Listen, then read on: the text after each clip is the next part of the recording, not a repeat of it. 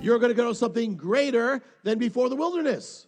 Just like the Israelites, they came out of Egypt, but after the wilderness, they were going to something greater, the promised land. But you got to get through that wilderness, and you got to pass the test.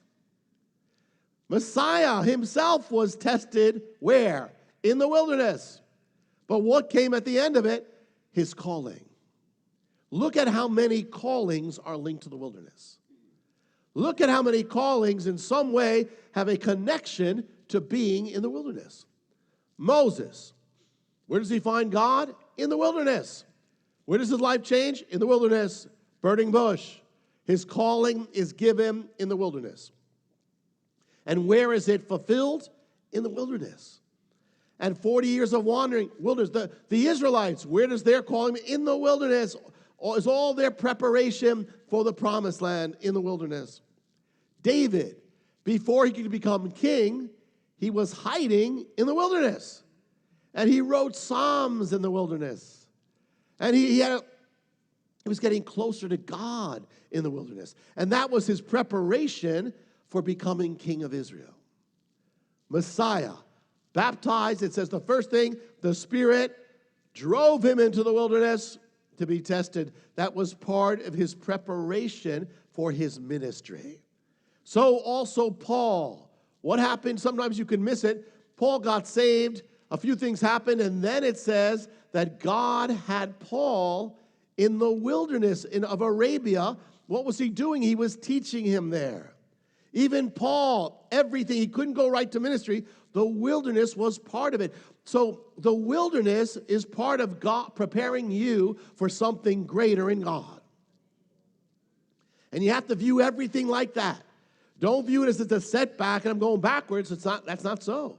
The wilderness leads you to something greater if you go through it successfully. Amen. Your calling is linked to the wilderness. Notice something else here. Every wilderness, the wilderness itself, the Israelites went through, at the end of that wilderness, what happened? Was the promised land. So the wilderness leads to a promised land. It leads to a greater thing, a higher responsibility, a place of blessing. When they crossed over the Jordan, they were crossing from the desert, from actually the desert of Arabah, dry place, but it led them to something greater. So in your life, when you see a wilderness, ask, okay, there's a wilderness here I'm going through, but that means there's a promised land at the end of it. So I have to keep going. I have to keep moving. I have to not see this as an obstacle. I have to have confidence for the end of the wilderness as well. Apply it. Arabah, dry place. When you go to Israel, they always have water bottles because, it's a dry climate and you could get dehydrated. So you always, when you're in a dry climate, you get thirsty. When you go through a wilderness, you get thirsty. One of the things the Lord does, he will use the wilderness, is this. We often get wrapped up in substitutes for God.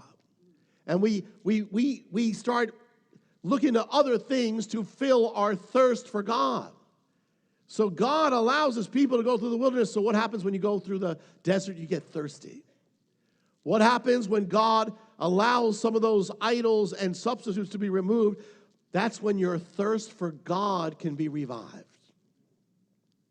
And sometimes it's got to be you. You don't wait for it to happen. Put away the distractions, and your thirst for God will come back. But if you're eating junk food all the time, don't expect your appetite to be there for God.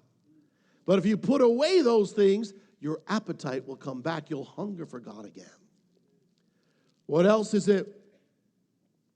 What else is it in the wilderness? It is quiet. There's not much happening there. You're in the wilderness, it's quiet. The wilderness is filled with silence. And God, the God of the Bible, speaks in silence as well.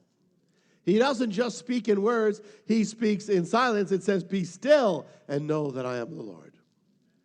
In the Psalms, it says, you have the word Selah, which means silence, basically. Rest. Don't keep talking, don't keep going. Stop the psalm for a second and let it come in. So God, we need times of silence. We need times of where things are not happening so we can be in the presence of God.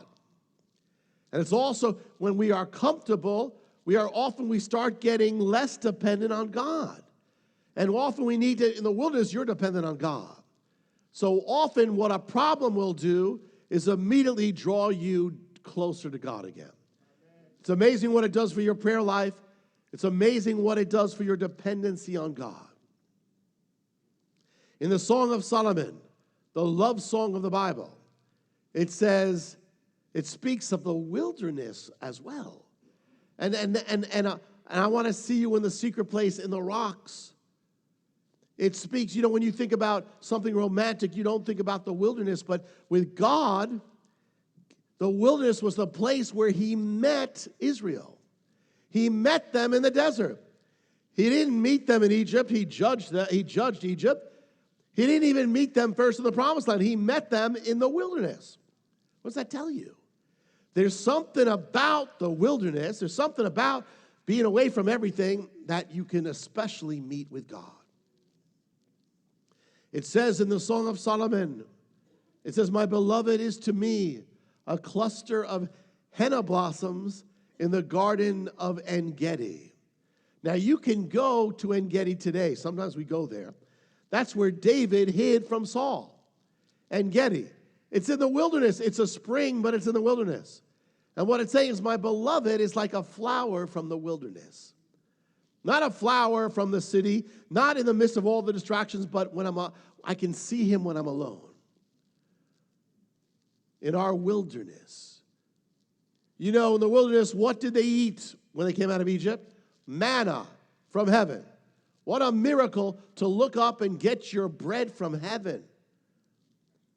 But you know what? When they went to the promised land, there was no manna from heaven anymore. And when you are, if you're in a room filled with bread from a supermarket, you're not going to get manna. You get manna when you need manna. You get manna when you're dependent on God. If you are so comfortable and you have everything provided and there's no room for God to provide or no room for you to need it from God, you won't see that miracle. You have to step out. If you're sitting on a couch all day, what do you need? If you're on the mission field, you're stepping out in God, you need miracles, and that's why you see miracles on the mission field. You see miracles when you're serving God.